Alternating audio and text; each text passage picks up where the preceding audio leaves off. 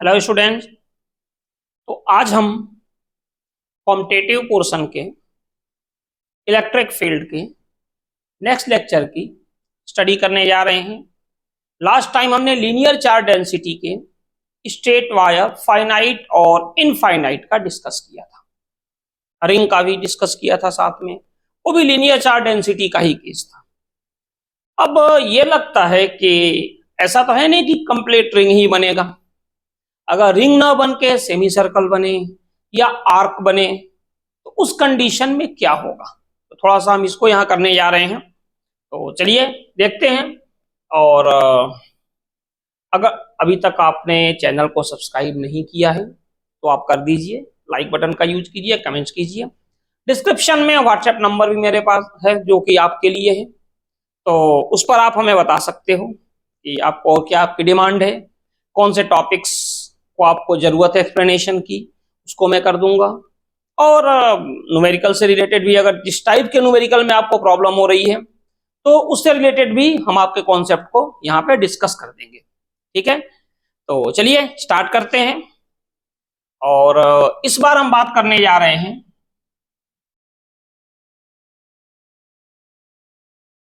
कि ये कोई रिंग है,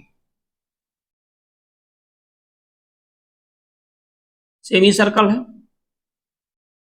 इस रिंग का जो रेडियस है वो है आर। और आप देखिए यहाँ पे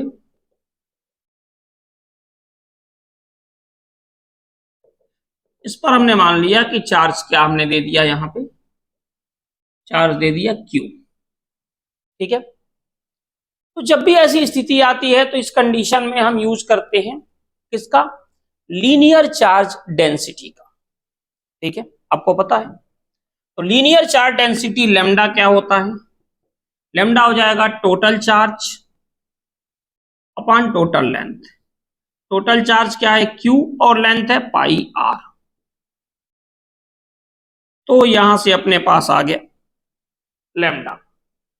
ठीक है, अब हम क्या करेंगे, इसमें एक यहां छोटा सा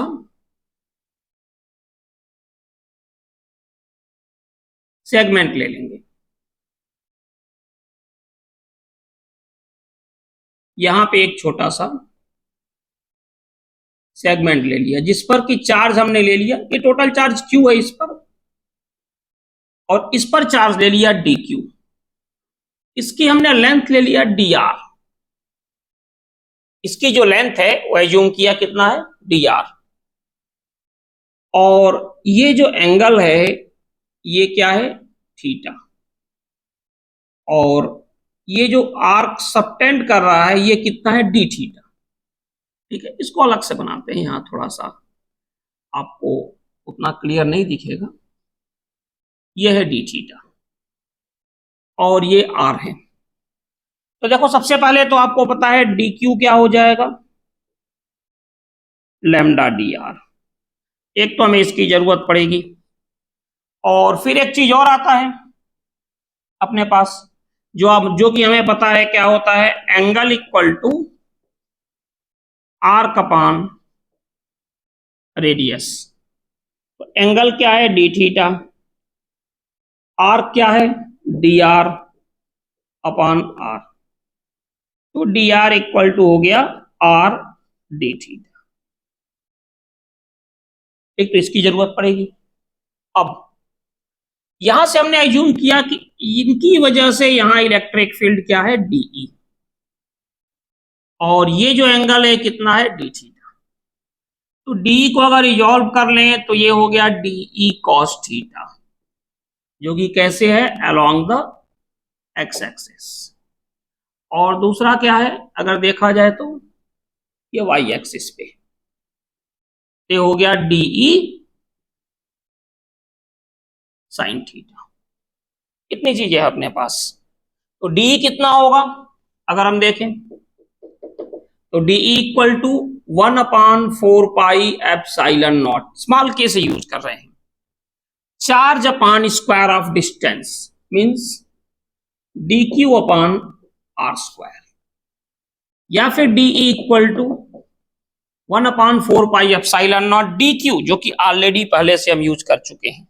क्या है? Lambda D R. तो डी क्यू हो गया अपने पास lambda D R upon R square, या फिर D equal to 1/4πε0 lambda D R. D R यहां पे क्या है? R D theta. इसको हमने लिख दिया R D theta divided by R square. और फाइनली अपने पास एक रिजल्ट आ गया, डीई की जो वैल्यू होगी ये आ गया 1/4πε0 को के lambda upon are D theta. ठीक है। अब यहां पे आप देखिए तो एक्स एक्सिस पर भी है और वाई एक्सिस पर भी है। तो एक्स एक्सिस पर क्या हो जाएगा? यहां से D X equal to D cos theta और D Y equal to D sine theta Y axis पे। तो इसको देखते हैं कितना आता है। तो D X equal to D की जो वैल्यू है K lambda upon R cos theta D theta. ठीक है। तो एक्स क्या हो जाएगा? एक्स हो जाएगा 1/4πε0 लैम्डा अपॉन आर। इंटीग्रेट कर दें कॉस थीटा डी थीटा। कहां से कहां तक? देखिए स्टार्ट यहां से हो रहा है और जब एक कंप्लीट हम ऐसे चलते गए चलते गए चलते गए चलते गए यहां से आ गए तो कितना हो गया? 0 to 180 या 0 to पाई। ठीक है। तो यहां से क्या हो जाएगा? X equal to 1/4πε0 lambda upon R. Cos theta का अपने पास होता है minus sine theta from 0 to पाई। तो minus K lambda upon R और ये होगा sine pi minus sine 0, upper limit minus lower limit, और फाइनली इसका रिजल्ट आता है 0। वैसे भी आप देख सकते हो भाई जब इस तरफ सेगमेंट है तो डी कॉस थीटा इस तरफ है, अगर ये इधर होता तो डी कॉस थीटा इधर होता, सब एक दूसरे को कैंसिल आउट कर देंगे। लेकिन डी साइन थीटा के साथ ऐसा कुछ भी नहीं होने वाला है। क्यों? देखिए डी वाई कितना हो जाएगा? यहां से ये हो गया डी साइन थीटा। डी की वैल्यू एक बार फिर से हम यूज करेंगे K lambda upon R sine theta D theta. तो ई वाई कितना हो जाएगा? नेट इलेक्ट्रिक फील्ड यहां पर भी ये हो जाएगा के लैम्डा अपॉन आर तो बाहर हो गए, integration of sine theta D theta from 0 to पाई। ठीक है। तो क्या हो जाएगा अपने पास यहां पे? K lambda upon R sine theta का हो गया कॉस थीटा फ्रॉम 0 to पाई। तो के लैम्डा अपॉन आर, और यहां देखिए इसको देखा जाए तो कॉस पाई माइनस कॉस 0। तो फाइनली आ जाएगा, माइनस में आएगा बट माइनस का बहुत मीनिंग नहीं है, माइनस ये बता रहा है कि हम नीचे की तरफ हैं, वो कोई फर्क नहीं पड़ता। 2k lambda upon are. ठीक है। और जो नेट इलेक्ट्रिक फील्ड होगी इक्वल टू पता ही है under root X square plus E Y square. X 0 है तो किसके इक्वल हो गया? ई वाई के। और ये हो गया 2k लैम्डा अपॉन आर। अब आप चाहो तो इसकी वैल्यू भी पुट कर सकते हो। 2k क्या हो गया? 1/4πε0 लैम्डा अपने पास हो गया q अपॉन पाई आर, और बस। ठीक है। तो ये मेथड है अपने पास जिसका कि अब यूज करके इसको सॉल्व करते हैं। ठीक है। बाकी ये देख लेना कैलकुलेशन 1/4πε। हाँ ठीक है। तो ये अपने पास है जो रिंग की वजह से करते हैं। लेकिन इसमें अगर थोड़ा सा मॉडिफिकेशन यूज करें कि क्या क्या चेंजिंग आएगी, तो आपको मैं बता दूं, जरूरी नहीं है कि ये जो रिंग है वो पूरी तरह से क्या हो, सर्कुलर ही हो। मान लीजिए सर्कुलर नहीं है, फिर तो देखिए अगर इस टाइप से है तो क्या होगा, और आपको क्या याद रखना है उसमें, ये थोड़ा सा जरूरी हो जाता है आपके लिए। क्योंकि होता क्या है कि हर बार जरूरी नहीं कि 0 to 180 ही बने, सवाल ही नहीं पैदा होता। 90 मतलब कोई एक फिक्स वैल्यू नहीं बनेगी आपके लिए। तो अगर हम देखें यहां पे, और मान लीजिए कि हमारे पास जो रिंग बन रही है ये कुछ ऐसे बनी, ये हुआ एक्स एक्सिस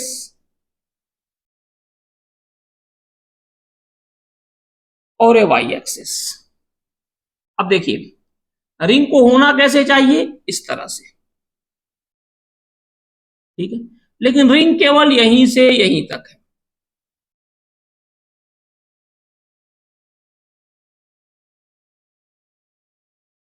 केवल यहीं तक है,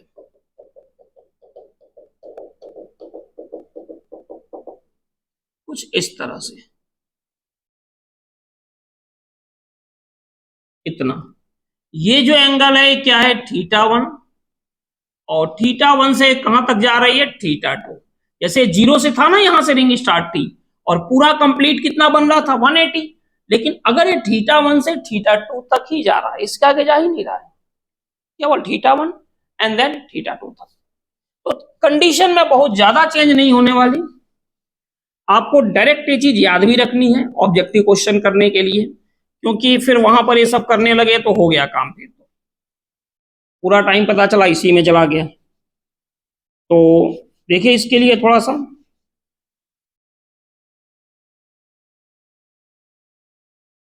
अगर हम इसको देखें तो हम ऐसे देख सकते हैं, ई एक्स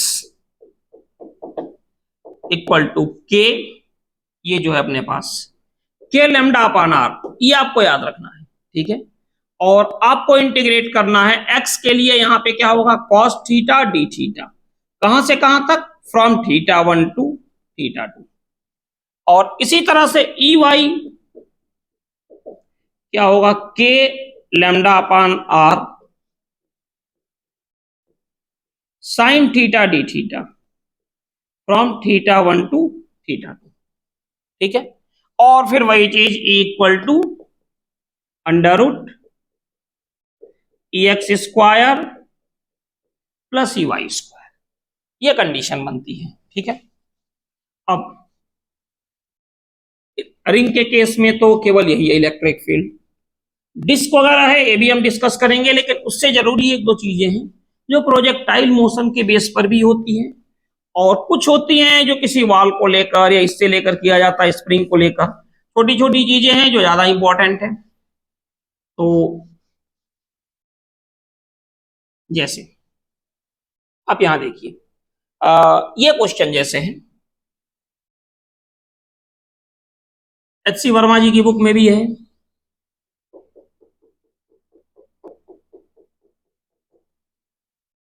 कि कुछ ऐसे है, यहां पे एक पार्टिकल है, इसका मास m है और चार्ज q है, और जो इससे y डिस्टेंस पे है, और यहां पे इलेक्ट्रिक फील्ड है कैपिटल E, और आपसे ये कहा जा रहा है कि जो कोलिजन होगा इसका, इस ब्लॉक का वॉल के साथ जो कोलिजन हो रहा है वो परफेक्टली इलास्टिक है, यानी किसी भी टाइप का एनर्जी लॉस नहीं हो रहा है, और यहां पे कोलिजन में टाइम भी नहीं वेस्ट हो रहा है। मतलब एक तरह से जो टाइम ऑफ कांटेक्ट या टाइम ऑफ इंपैक्ट है वो नेग्लिजिबल है, ठीक है। तो फिर इसका टाइम पीरियड पूछा जाएगा क्या होगा, और मोशन का टाइप पूछा जाएगा कि भाई ये पीरियोडिक होगा या एसएचएम होगा, और अगर एसएचएम होगा तो पीरियोडिक होगा। हाँ, पीरियोडिक के केस में जरूरी नहीं कि एसएचएम हो, लेकिन ये तो कंफर्म है कि अगर एसएचएम होगा तो पीरियोडिक होगा, लेकिन पीरियोडिक देख लें थोड़ा सा, पीरियोडिक है, एसएचएम है या नहीं है। तो इसको देखते हुए थोड़ा सा हम इसको देखें, आप ट्राई कर सकते हो। इनिशियली अरेस्ट पे है,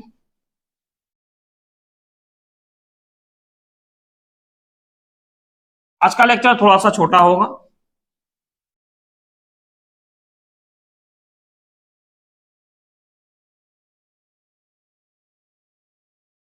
और छोटा होने का रीजन भी है, इलेक्ट्रिसिटी बस जाने वाली है, जब तक चल रही है चल रही है, ठीक है। तो चलिए स्टार्ट करते हैं। मैं फिर अगर कह दूंगा आपसे, अगर आपने चैनल को सब्सक्राइब नहीं किया है तो इसे सब्सक्राइब कर दें, ठीक है, और बेटर लगता है तो बाकी लोगों को भी शेयर करें, ठीक है। चलिए आते हैं यहाँ पे इनिशियल इसका क्या है, वेलोसिटी 0।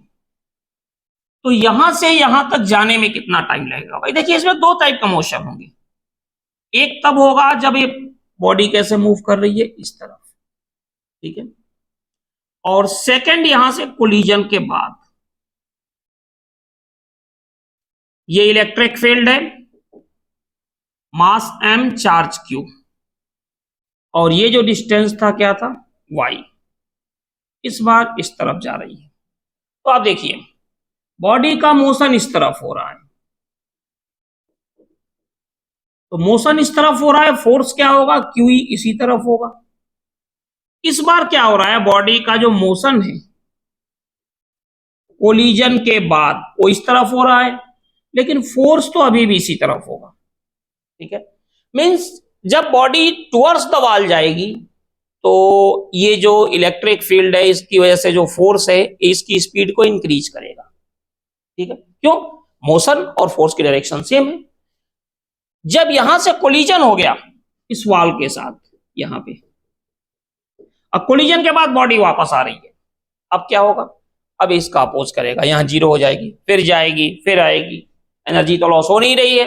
ये जो सरफेस है भी स्मूथ है, फ्रिक्शन की बात ही नहीं कर रहे हैं। और जनरली होता है फ्रिक्शन की बात जब तक नहीं करते हैं, कोई ऐसी कंडीशन नहीं देते हैं, तो हम ये मानते हैं कि हमारा क्या है, जो भी सरफेस है वो स्मूथ है। तो अगर हम इसको देखें तो एक्सेलरेशन क्या होगा, A equal to F upon M, ये हो जाएगा क्यूई अपॉन एम, ठीक है। अब देखिए यहां से एस इक्वल टू क्या होगा, half A T square. S कितना है, कितना डिस्टेंस से कवर कर रहे हैं, y equal to half a क्या होगा, q e upon m into t square. तो t square equal to 2y m upon Q e, या फाइनली टी इक्वल टू है under root 2y m upon Q e. ये time तब है जब ये बॉडी यहां से यहां पे जा रही है, बट वापस भी तो आना है, साइकिल कब पूरा होता है, जब जिस पॉइंट से हम जाएं और डेफिनिट पाथ के साथ वापस वहीं पे आए, तभी तो पीरियोडिक की बात करेंगे, ठीक है। अब बॉडी जब वापस आएगी तो वापस आने में भी टाइम वही लगेगा। तो अगर हम बात करें टाइम पीरियड की, तो टाइम पीरियड कितना हो जाएगा, जो टी होगा वो किसके इक्वल होगा, 2t के। तो क्या हो जाएगा, 2 under root 2y m upon Q E. लेकिन मोशन जो होगा, आप देखिए अगर कहा जाए कि क्या ये मोशन एसएचएम होगा या ये मोशन क्या होगा, ओनली पीरियोडिक होगा, तो चीज पूछी जा सकती है। भाई अगर एसएचएम होगा तो पीरियोडिक भी होगा, लेकिन अगर केवल पीरियोडिक है और एसएचएम नहीं है तो क्या कंडीशन है, तो देखो ये तो कंफर्म है कि मोशन हमारा पीरियोडिक है। लेकिन एसएचएम की जो कंडीशन होती है कि acceleration should be directly proportional to opposite of displacement, यानी A directly proportional to -y। यहां पे तो फॉलो कर रहा है, देखिए डिस्प्लेसमेंट और एक्सेलरेशन, लेकिन यहां पे इसको फॉलो नहीं कर रहा है। इसका मतलब जो मोशन होगा वो एसएचएम नहीं होगा, ओनली क्या होगा, पीरियोडिक, ठीक है। तो इस टाइप के मोशन को हम ये कहेंगे कि ये पीरियोडिक होगा लेकिन एसएचएम नहीं होगा, ठीक है। अब थोड़ा सा एक दो कंडीशन है टाइम पीरियड और maximum height and horizontal range की हम बात करें, थोड़ा सा इंपॉर्टेंट पार्ट है प्रोजेक्टाइल मोशन में, मोशन इन 2 डायमेंशन से रिलेट करके इलेक्ट्रिक फील्ड को, वहां पे जो हमने चार्ज पार्टिकल को थ्रो किया था वो चार्ज पार्टिकल पे न्यूट्रल था, इलेक्ट्रिक फील्ड भी वहां नहीं थी। लेकिन अगर ऐसा है तो क्या कंडीशन होगी, तो उसको हम यहाँ पर डिस्कस कर लें थोड़ा सा, देखते हैं कब तक कर पा रहे हैं। जैसा मैंने बताया इलेक्ट्रिसिटी प्रॉब्लम आज है, तो हो सकता है कि दिक्कत हो, बट कोशिश करते हैं कि आज इसको कंप्लीट कर दें,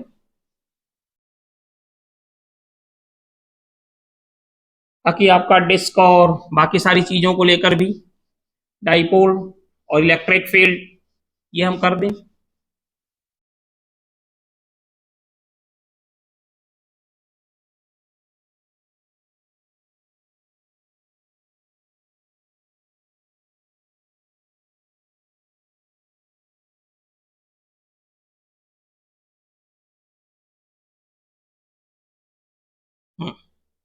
चलिए, तो यहां पे हम बात करने जा रहे हैं आपसे कि ये मान लीजिए कि वर्टिकल एक्सिस है वाई, हॉरिजॉन्टल एक्स, या horizontal plane X, vertical plane Y, और यहां पे एक हॉरिजॉन्टल इलेक्ट्रिक फील्ड है ई, यहां पे हॉरिजॉन्टल इलेक्ट्रिक फील्ड है ई, और एक पार्टिकल है, इसको हमने थ्रो किया इनिशियल वेलोसिटी यू से, ठीक है, इनिशियल वेलोसिटी यू से eight an angle theta.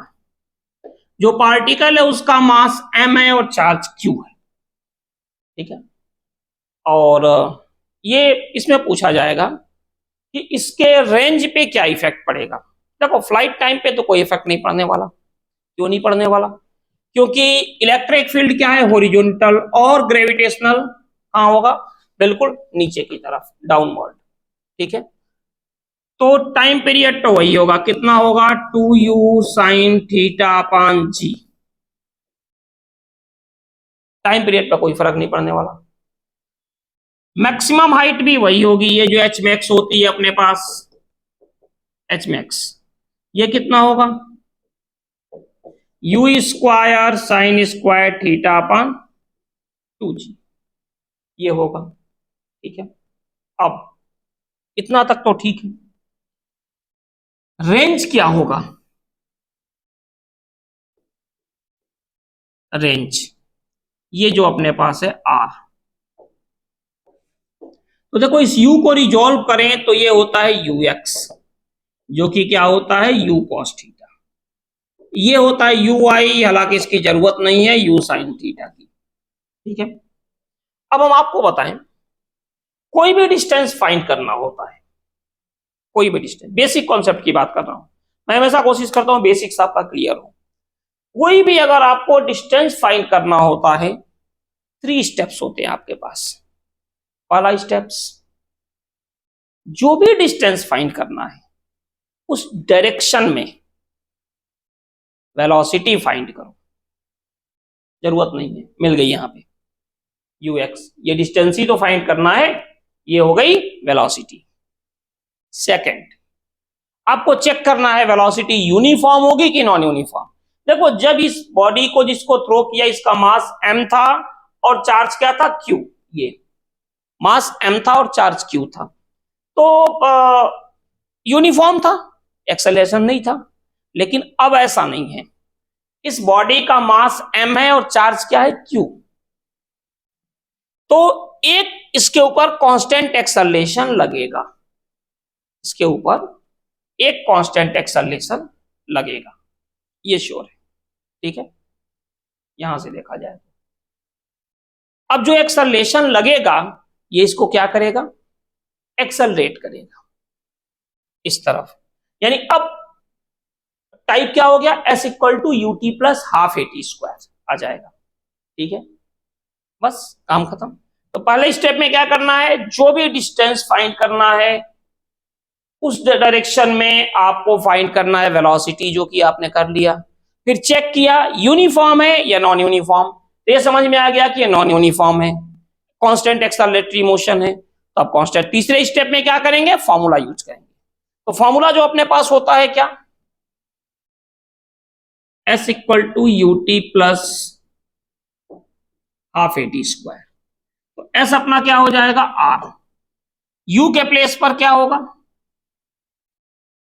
U cos theta T plus half A क्या हो जाएगा, F अपान M इंटू टी स्क्वायर। यानी यहां से R इक्वल टू हो गया U cos थीटा और T क्या होगा 2U sin theta upon G plus half कितना होगा Q अपान M, Q अपान M इंटू T क्या होगा 2U sine theta upon G का होल स्क्वायर।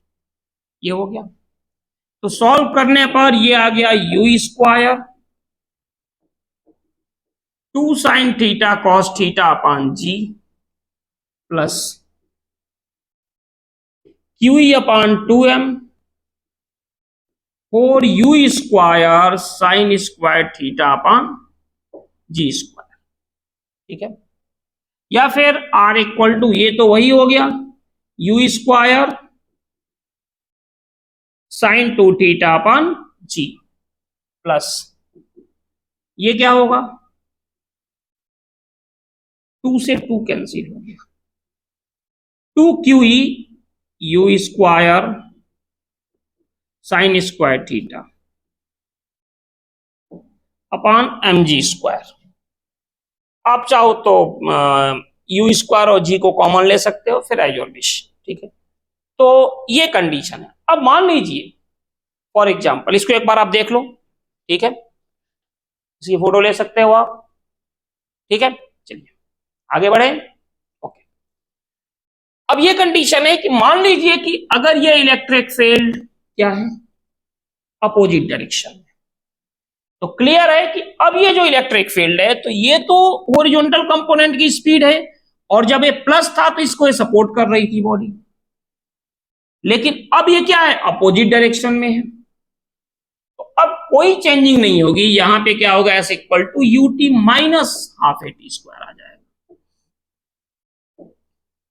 बाकी यहां पे कोई चेंजिंग नहीं होगी। ठीक है, और प्लस माइनस चार्ज तो आप अपने हिसाब से देख ही सकते हो कि प्लस चार्ज होगा तो इलेक्ट्रिक फील्ड की डायरेक्शन में होगा फोर्स। ठीक है, तो माइनस चार्ज होगा तो इलेक्ट्रिक फील्ड के अपोजिट डायरेक्शन में होगा, ये बहुत मैटर नहीं है। ठीक है, अब एक सवाल और हमारा आपसे है, तो आप भी इसको ट्राई करना कि अगर मान लीजिए हमने थ्रो किया बॉडी को और इलेक्ट्रिक फील्ड कुछ ऐसे हुई, ये हो गई इलेक्ट्रिक फील्ड थीटा एंगल पे, electric field theta angle with the horizontal, body का मास m है, चार्ज q है, क्या कंडीशन आएगी। ठीक है, फ्लाइट टाइम पर भी इफेक्ट डालेगा, ऑब्वियसली डालेगा, और मैक्सिमम हाइट पर भी डालेगा, क्लियर है, डालना ही है, और हॉरिजॉन्टल रेंज पर भी इफेक्ट डालेगा। ठीक है, तो इसको हम लोग डिस्कस करते हैं अगले लेक्चर में। ठीक है, इसको डिस्कस करेंगे, डाइपोल की डिस्कशन होगा, डिस्क का केस भी है वो सब भी डिस्कस होगा इलेक्ट्रिक फील्ड का। तो आज इतना ही रहने देते हैं। ठीक है, और बाकी कल देखते हैं हम लोग आगे। एक बार आप इसको ट्राई कीजिएगा, मैंने पहले कहा था कुछ इलेक्ट्रिसिटी प्रॉब्लम है जिसकी वजह से ये कभी भी बंद हो सकता है, तो बीच में बंद हो इससे अच्छा है कि हम लोग इसको रहने दें। ठीक है, तो इसको कल हम आगे डिस्कस करते हैं इसके लेक्चर को। ठीक है, ओके, मिलते हैं कल, और इसको जरूर ट्राई कीजिएगा और आप हमें बताइएगा कमेंट्स बॉक्स में। और इसके साथ ही साथ व्हाट्सएप नंबर है तो उस पर भी आप डिस्कस कर सकते हो, डिस्क्रिप्शन में है हमारा। ठीक है, तो चलिए मिलते हैं कल। Okay, thank you.